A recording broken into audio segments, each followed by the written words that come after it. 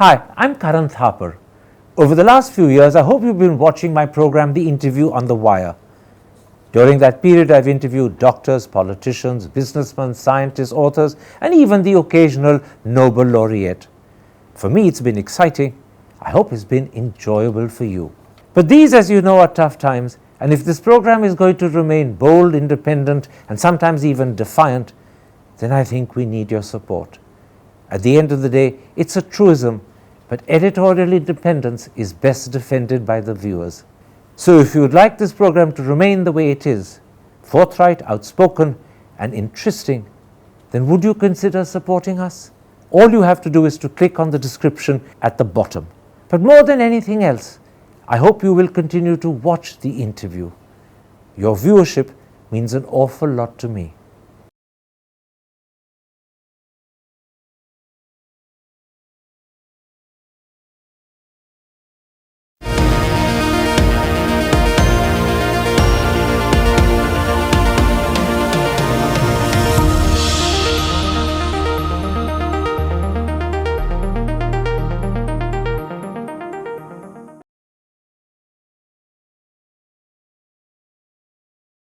Hello and welcome to a special interview for The Wire. In the first week of May, when troubles began in Manipur, my guest was caught in the turmoil and mayhem, and she had to flee her home to save her life and take refuge in a refugee center. It was a harrowing experience, but it gave her an opportunity to think deeply about the situation in her home state. Joining me now to share that experience and, more importantly, to share her thinking is the former Communist Party of India MP, Kim Gangte.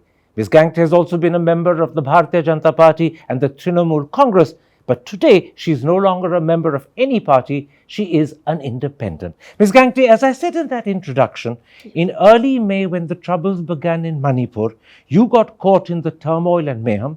You had to flee your home to save your life and seek shelter in a refugee colony. You were there for 8 or 9 days. Yes. Begin by telling me what exactly happened. Well, that was current 3rd May.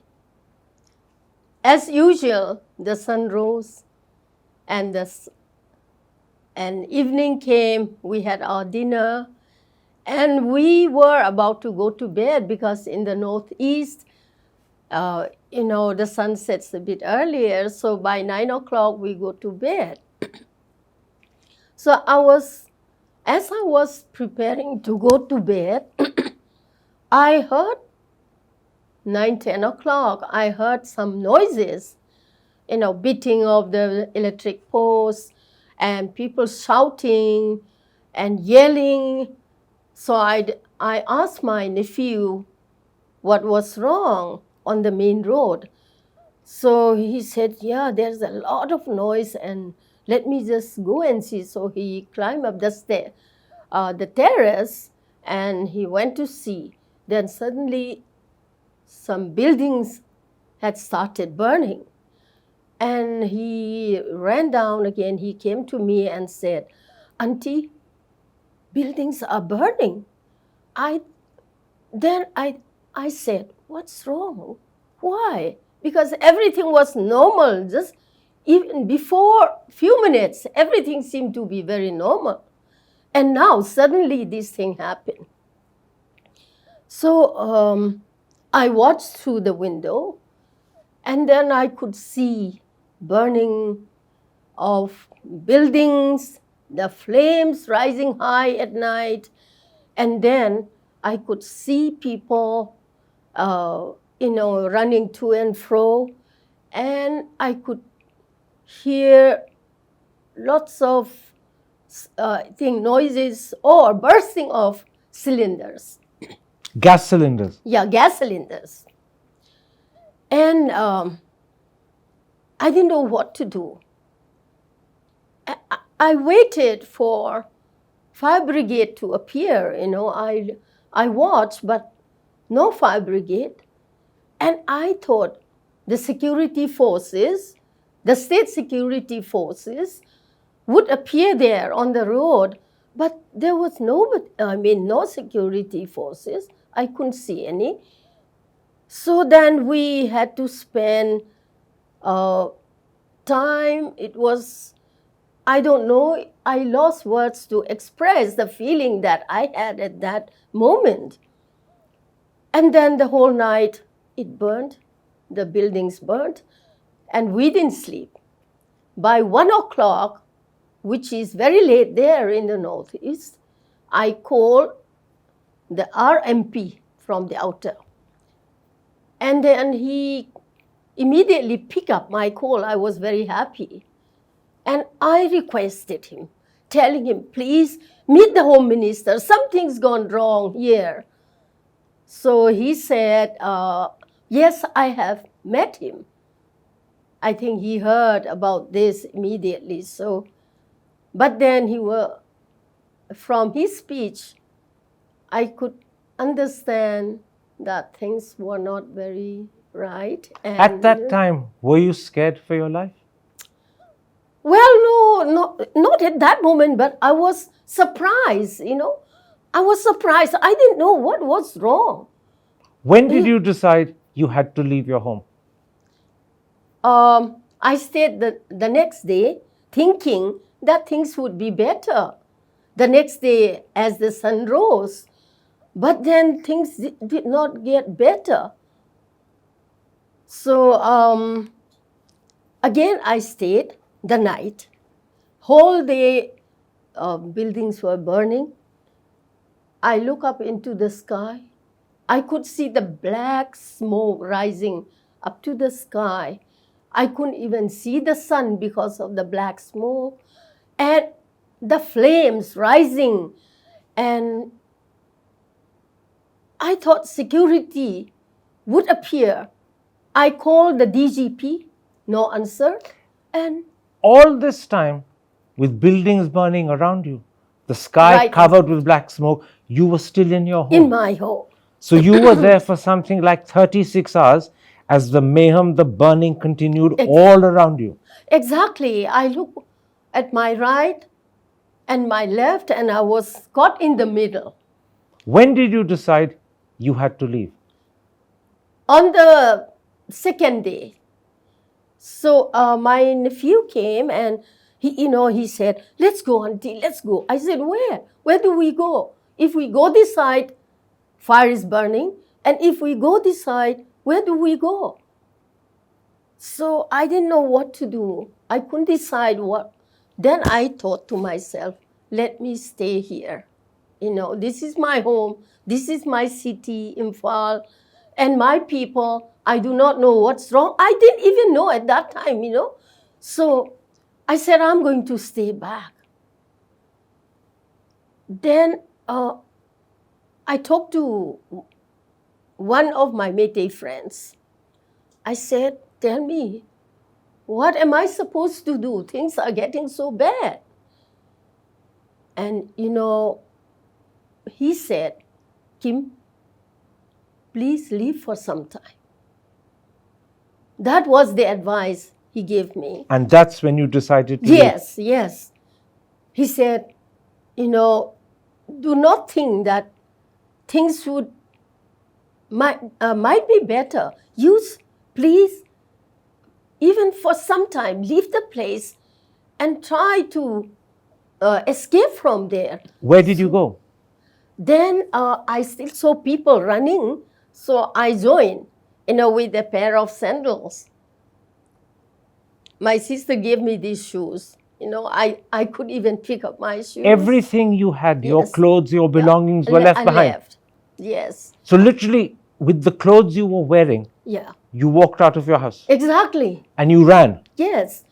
We had a little suitcase where we just stuck everything what we could, a small one. So we ran. We locked the door, we locked the gate, and we ran along. We is you and your nephew. My nephew and my helper, one girl. The three of you ran. Yes. And then we didn't know where we were going. We were just going to the direction where we saw people running. So we also ran.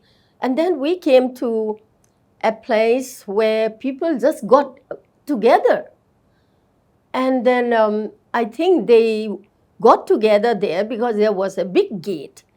So that was the only security that we had at that time. What was this? Was this an army camp? No. That was a school.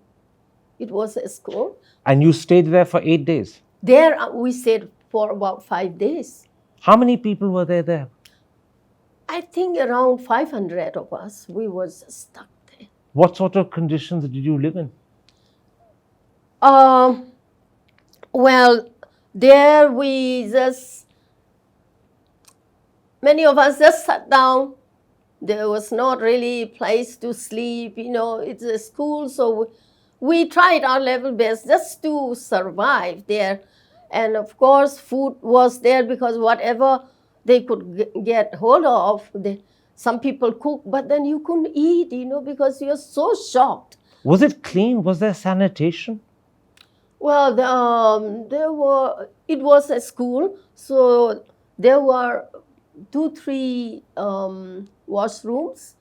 So somehow 500 people using 2-3 washrooms. Yes. But the worst part was, or I should say, after 3 days, one evening I saw the army coming. And then my inmates asked me to talk to the army. And I felt so relieved when I saw the army coming. I talked to them. And then I could see some women with tears in their eyes, thinking that their Redeemer has arrived, that they would be redeemed or rescued. And what was the truth? Did the army redeem you? Well, I'll come to that. So the army talked to us and they console us that things would be all right. So that night, I felt a little better, and I think everyone. So we were there altogether around 5 days. Then the army was going to shift us in a CRPF camp, which was about 2 kilometers from where we were. There is a CRPF camp in a place called Lamphel that is near the, in the city, just in the outskirts of the city. So we were there. They took us, and it was terrible. Because the army tried its level best to help us. I could understand, and they, getting into the army vehicle was another great problem. You know what? Because so many of us trying to get first inside the army vehicle, and I might still have some photos. All very, very old women carried by her children, old men carried by relatives, on their backs. It was terrible. I think it was worse than what I saw in the TV about Ukraine, how people left their homes. I think it's worse than even that, because... What was this camp like? CRPF camp. We were there, when we reached there, I saw around 3,000 people. They said it's about 3,000 people, and then tents were erected there, and then we were given this plastic sheet, and we just to had sleep to on the floor. Yes, and because you are so tired, you are so exhausted mentally, physically, you had no other way, just lie down there when you were too tired. And what were the sanitation conditions like? 3,000 people in one camp. Did they have adequate there were toilets? Around 10 washrooms. For 3,000 people? Oh, yes. But I really appreciate what the CRPF people did. How long were you in this camp?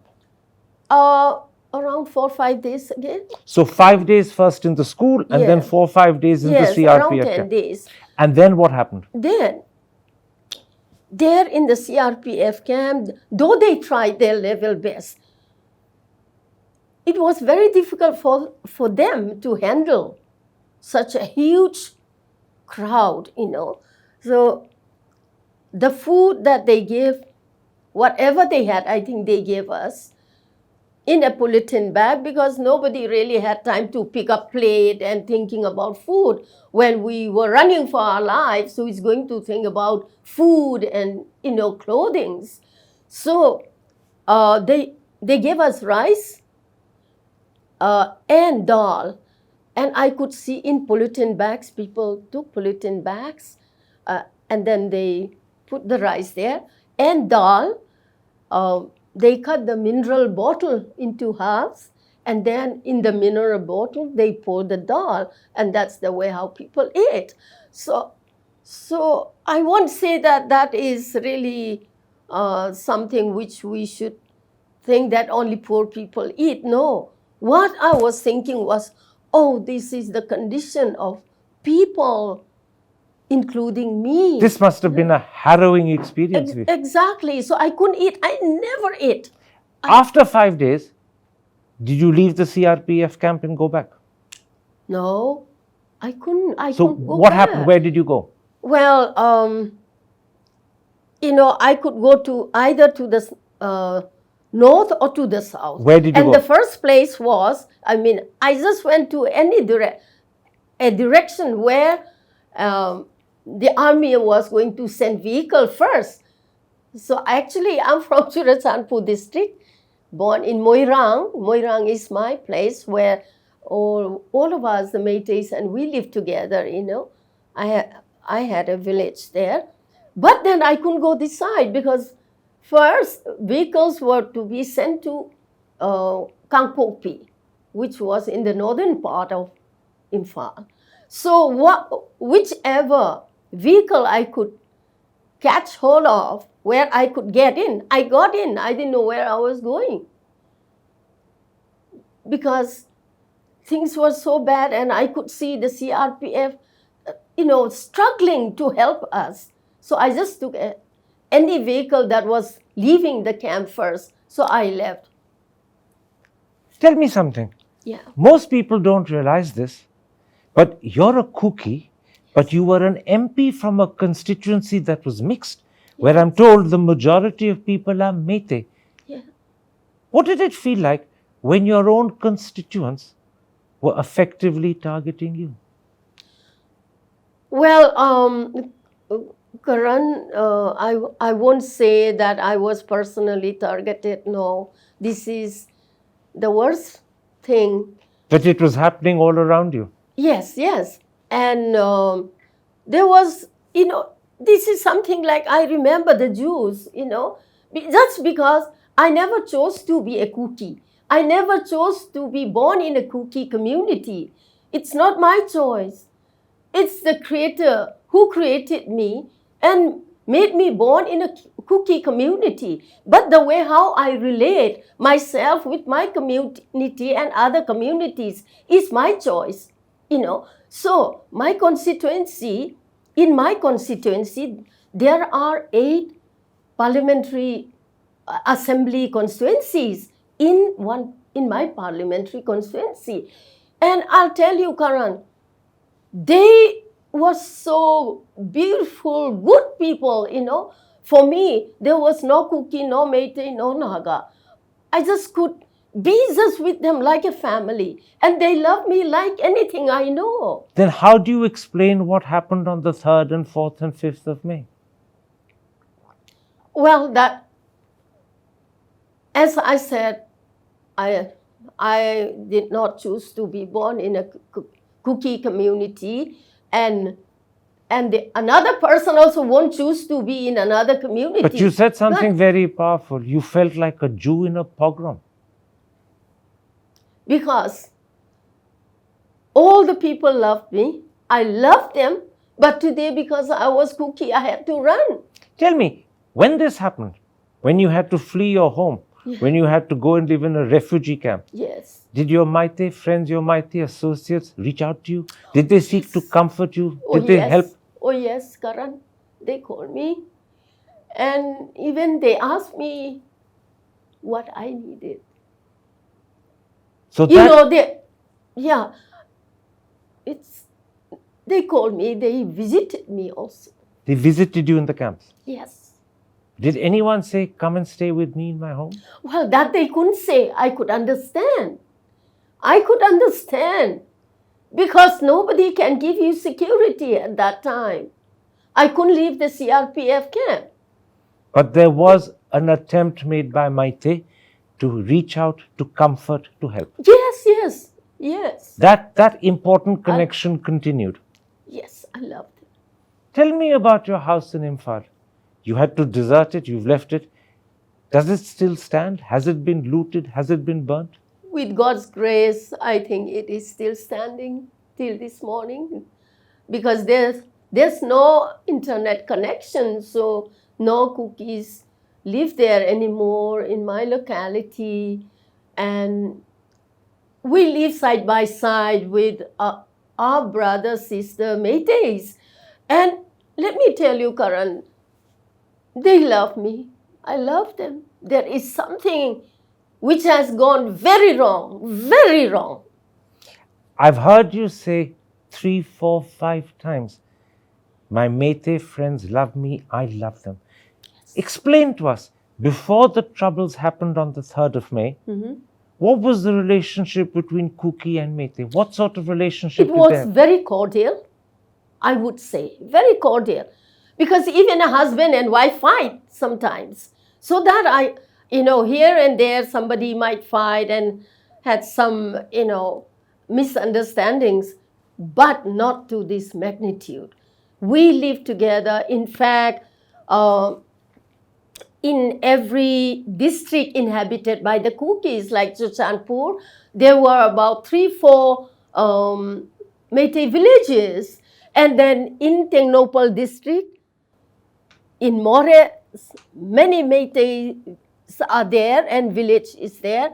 And in Kangpokpi district, Meitei village is there. And they were even included in the voters list. So Meitei and Kuki before the 3rd of May lived happily side by side? Yes, I think so. So far as I'm concerned, I cannot speak for everyone, but so far as my knowledge is concerned, we lived very happily together. And on either side of your house, your neighbors were Meitei?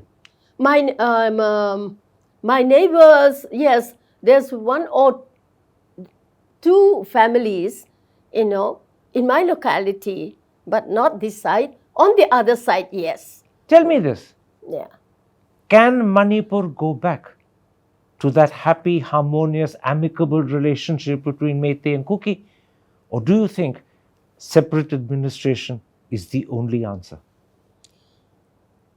Karan, ask any Kuki, I think, would never want to be separated. That's what I feel. But today, the situation has gone so deep, so the wound has been so deep that I do not know how it would be. It is painful to think, separating yourself from somebody you love so much, but you are compelled, because Kim Gangte is a wicked woman, so you hate me. That is another thing I can change myself. I can say, Karan, I'm sorry, I have done this, please forgive me. And if you forgave me, we could live together again. But I'll tell you, when the wound has gone very, very deep, and because you are an Indian, you are being hated by the Americans or by the Australians, there's no way you cannot change. So are you saying to me that the wound has gone so deep? Very deep. Kuki and Meitei can never live together again? I won't even say that. So what are you saying? Well, when there is a problem, there is always a solution. But finding a solution will not be an easy thing. This reminds me of what you said to me on the phone when we arranged this interview. I wrote your words down. I'll read them out. Yes. You said, we need to find a middle path Exactly. Yes. after consulting all stakeholders. Yes. This is what I feel. I will not be criticized or condemned by this. This is my feeling. Because a middle path, there is always a middle path. When two people, two groups, two communities, or even countries fight, the solution is on the table. You sit together. But to bring these two countries or groups together, it always needs give and take, A compromise. Compromise, I don't know how you would put, but I feel middle path. There is always middle path. And what I mean by middle path is a give and take, So when the two parties agreed upon this give and take, then you can have again a relationship, because human relationship is based on give and take. What you're saying is very important, because you're the first Kuki leader that has actually spoken about a middle path. All the others that I've interviewed, and I'll name them, Pauline Haukip, he's a BJP Kuki MLA.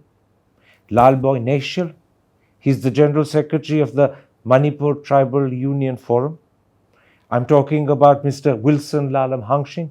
He's the General Secretary of the Kuki National Alliance. All of them have said to me, forcefully and repeatedly, there has to be separate administration. They want a separate union territory. They want a state. You are the first Kuki leader saying there can be a middle path, but it won't be easy. But the middle path is what you would like to see. Exactly. Can you convince these other Kukis that a middle path may be a better idea than separation? Well, middle path also could mean, middle path. What I mentioned was there is a relationship is based on give and take. So the two groups must agree upon something which could be acceptable to both. The challenge is, how do the two groups come Exactly. together to talk? Yes. Who will initiate that? Should it be the central government? Should it be Biren Singh? Who will bring civil society groups, leaders, individuals from the two sides together to talk?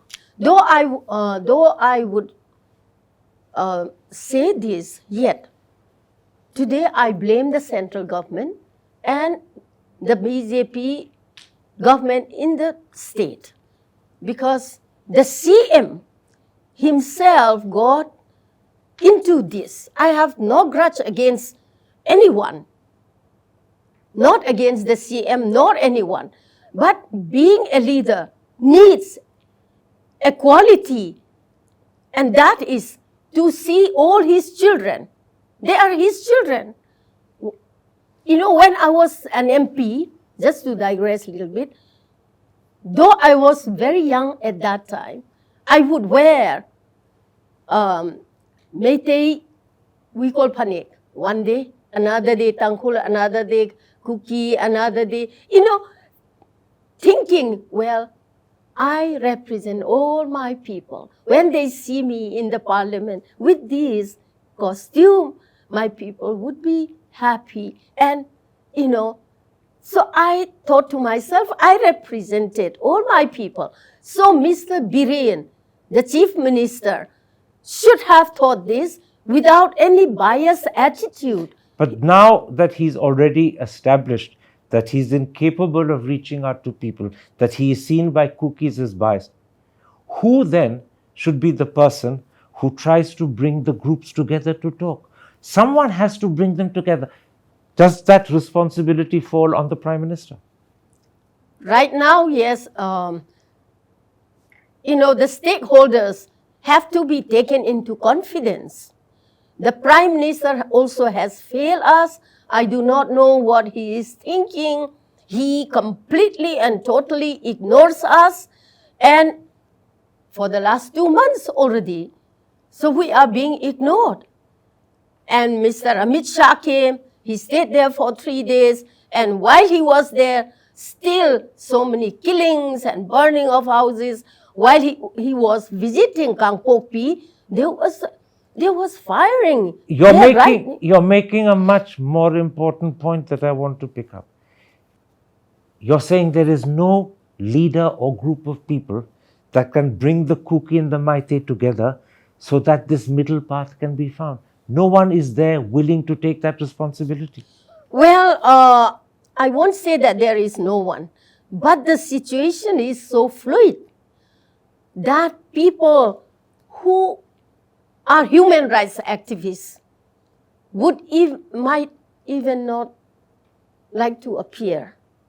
Like, you interviewed the respected Ratan Thiyam. People love to see that interview. I love to see that interview. But who is going to initiate? First, the Prime Minister must take, because he is the father of the present country. But the fact of the matter, Ms. Gangte, is for 55 days the Prime Minister has not said a word about Manipur. I know that at the all-party meeting on Saturday, the Home Minister claimed that every single day he's been in touch with the Prime Minister to talk about Manipur. Maybe they've had quiet talks. No one can deny that. Yes. But Mr. Modi hasn't said a thing to the country. So clearly, Mr. Modi is not willing to take the step you want to bring the communities together. Could someone like Ratan Thiyam do it?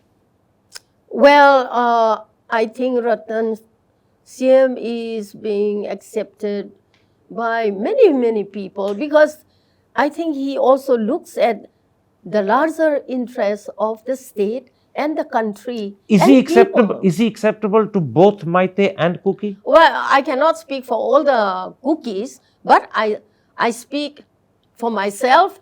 He is also one of maybe many people, So when you are not biased in your attitude, you would be accepted. So we're saying something very important. Normally, it should be politicians, the Prime Minister or the Chief Minister, the Home Minister, who take upon themselves the role of bringing communities together, of creating trust, of creating reconciliation. But since neither Mr. Biren Singh nor the Prime Minister are capable of doing it, we now have to rely upon individuals to do it. Individuals like Ratan Thiyam and others that we haven't talked about. That is the only hope. Let me tell you, the Prime Minister or this government in the center has totally ignored us. They are only worried about the boundary of this country. They are not worried about the people. We kill one another and finish off one another. I think he's not going to give a blink. So, I think today, what I would wish my people, through your channel is, I wish all the states in the Northeast, the 7, 8 sister states, come together. When the leader or the government has ignored us, the violence or whatever is happening in Manipur today could spill over to other states too. You never know. So I think it is over time that the northeastern states come together. When the leader or when the center has ignored us to this extent, it is time for us to come together and try to sort out. I want all the 7, 8 sister states to come together and then try to sort out and forget about these people. You're saying something that I think is very important. The northeastern states, the 7 sister states, have to come together and together sort out the problem in Manipur. The northeast will have to find the solution within the northeast. When the center has ignored us and does not bother about our death, I think the price of a horse is much more than the price of a life in the Northeast. Then and tell me Manipur. this, who in the Northeast should take the lead? Because someone has to take the lead. Is there any individual you can think of, any chief minister you can think of? Well, till today, not many people have spoken out. I mean, not many CMs. The person who is, I don't know, but I think Nagaland CM